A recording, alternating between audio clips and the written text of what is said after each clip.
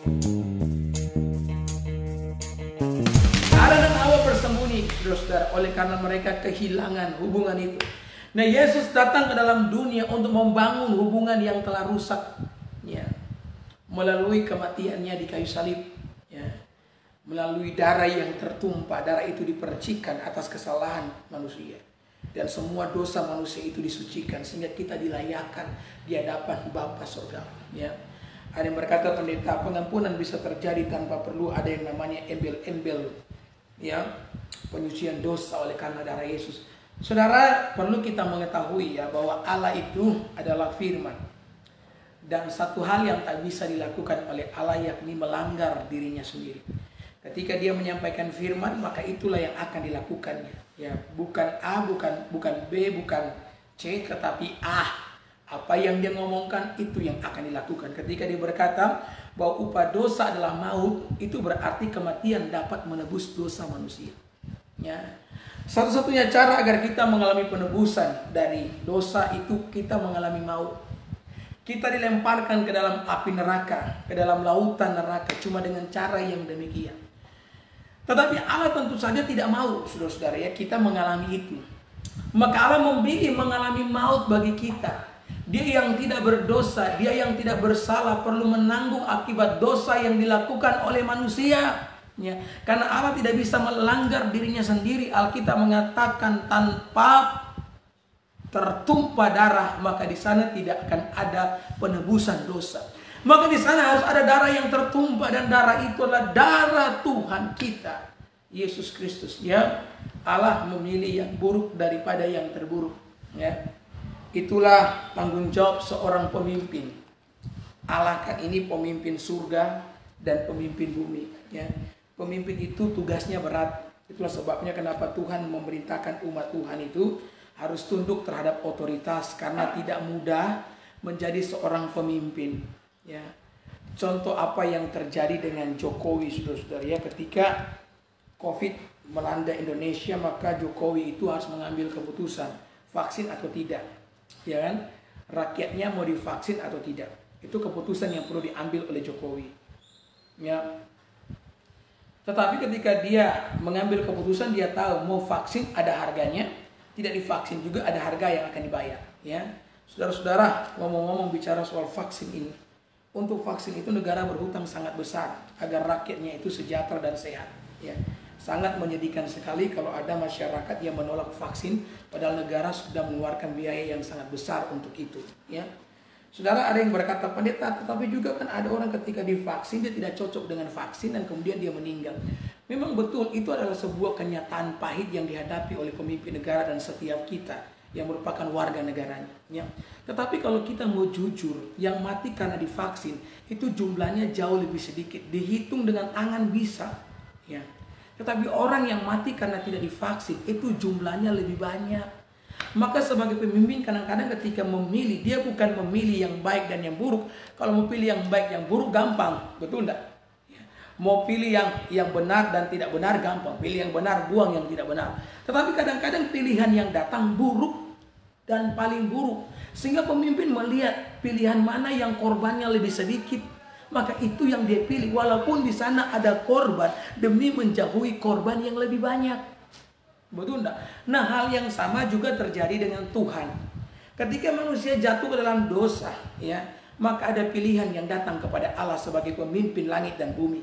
Pilihan itu apa? Ya, pilihan yang buruk adalah dia sendiri yang perlu berkorban bagi kita. Atau pilihan yang lebih buruk daripada itu adalah manusia mengalami kebinasaan. Nah, Allah begitu mencintai kita.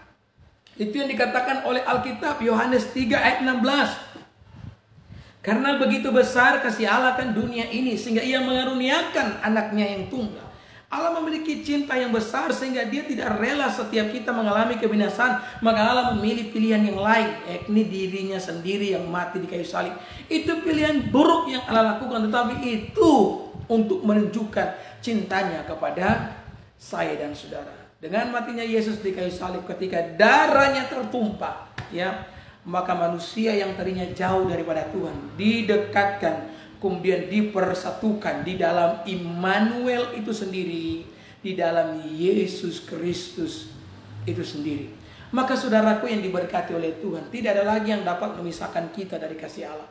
Ya, engkau bisa berjalan bersama dengan Tuhan setiap hari. Engkau bisa mengandalkan Tuhan untuk setiap pergumulan kehidupan yang kau alami setiap hari. Karena dengan matinya Yesus di kayu salib itu memberikan kepada kita, ya, sebuah dorongan yang kuat untuk terus mengasihi dan mencintai Tuhan. Ya, di dalam Efesus pasal yang ketiga, saya baca saja ayat ini ya. Ini ayat luar biasa. Efesus pasal yang ketiga, ayat yang ke-12. Di dalam Dia kita beroleh keberanian, ya, dan jalan masuk kepada Allah dengan penuh kepercayaan oleh iman kita kepadanya. Alkitab mengatakan di dalam Dia. Di dalam siapa? Di dalam Yesus, ya. Kita beroleh keberanian dan jalan masuk kepada Allah. Kematian Kristus mengerjakan banyak hal, di antaranya 2 hal, yakni pertama keberanian. Tadinya kita takut untuk menghampiri Allah karena dosa-dosa yang kita lakukan. Ya. Saya teringat waktu saya masih kecil, mama saya larang tuh kalau saya duduk di bangku kelas 5 SD, kelas 6 SD. Saya dilarang untuk pergi mandi pantai. Ya, karena memang pantai dari rumah kami ya berjarak sekitar 5 kilo begitu, saudara-saudara. Dan bagi kami anak-anak kecil sudah itu bukan jarak yang terlalu jauh. Dan orang tua saya wanti-wanti, lebih khususnya mama saya. Dibilang jangan sampai kamu pergi mandi pantai. Kalau mama tahu, mama bisa pukul kamu, ya. Karena ya kekhawatiran orang tua kan kalau terjadi apa-apa, kalau saya pergi mandi pantai kemudian saya tenggelam dan mati, itu ditakuti oleh orang tua saya. Maka saya suka sekali pergi mandi pantai, apalagi kalau mulai diajak oleh teman-teman, ya kan? Maka saya seringkali pergi diam-diam. Bahkan saya memberikan alasan-alasan yang kadang-kadang tidak masuk akal, ya. Saya bilang sama mama saya mau bikin tugas bersama dengan teman-teman. Padahal bersama teman-teman mau pergi mandi pantai, saudara-saudara. Ya. Ya saya pergi senang, ya kan, mandi pantai. Sudah mau menuju ke pantai, perasaan happy. Senang bersama dengan teman-teman. Apalagi kalau kami sudah bawa bekal, ya kan. Happy, tetapi selesai mandi pantai, itu ada perasaan takut yang mulai merayap masuk di dalam hati saya. Kenapa? Karena saya takut jangan sampai mama saya tahu. Ya, saya penuh dengan ketakutan, penuh dengan kekhawatiran untuk datang kepada mama saya. Ya. Dan saya selalu ingat itu perasaan yang paling tidak mengenakan. Ya, saya paling senang ketika pulang rumah mama tidak ada, mama pergi ibadah kaum ibu. Aduh, saya paling senang tuh begitu, saudara, ya. Mama saya tidak bisa marah, bahkan tidak bisa memukul saya karena ada di tempat ibadah, ya. Saudara, ketika Yesus mati di kayu salib, Dia berikan kepada kita keberanian untuk datang menghampiri Allah.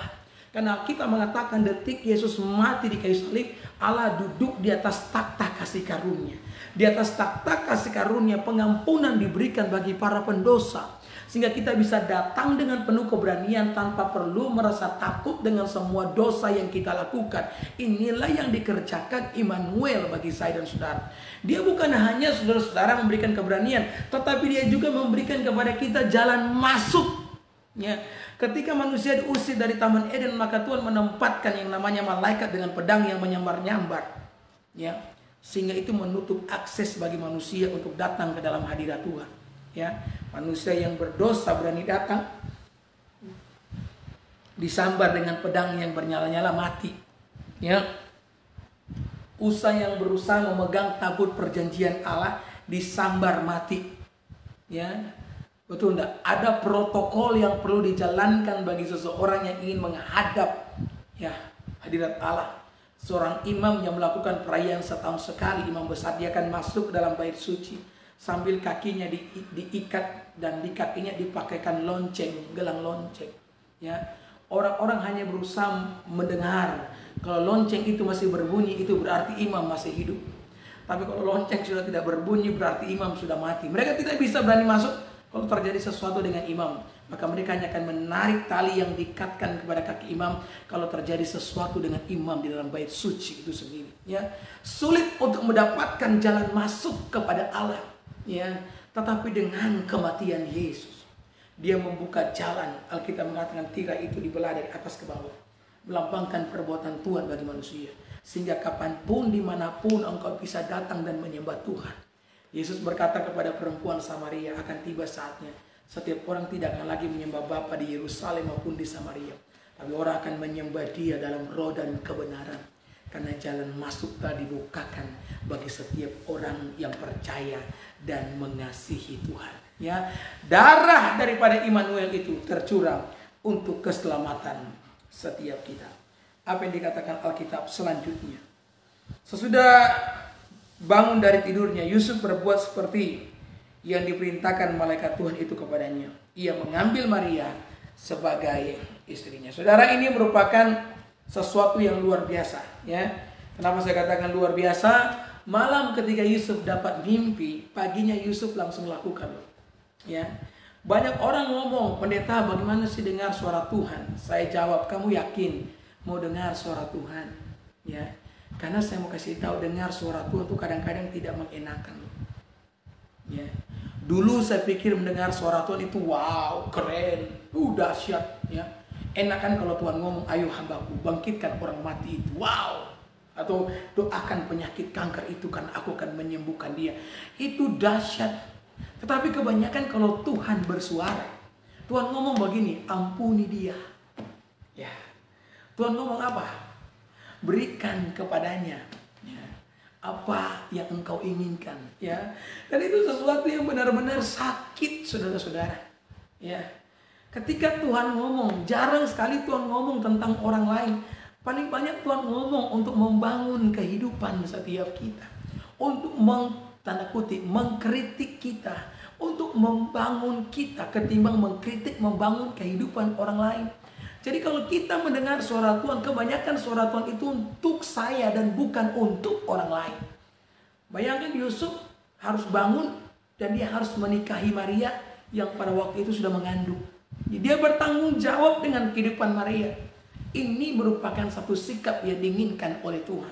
Ketika Immanuel itu menyertai kita, maka jadilah sahabat yang baik bagi Immanuel. Ya, jangan mendukakan Roh Kudus menjelang hari penyelamatan. Ya, apapun yang Tuhan perintahkan untuk engkau lakukan dalam hidup ini, sekalipun engkau mengalami kesulitan di dalam melakukannya, lakukanlah dengan setia, karena penyertaan Tuhan akan sempurna dalam kehidupan saudara. Abraham bergumul supaya dapat anak. Berapa tahun? 24 tahun. Itu bukan waktu yang singkat, itu waktu yang sangat lama. Ya. Ketika Tuhan kasih dia anak, ya, 24 tahun penantian, akhirnya Ishak mulai tumbuh dewasa.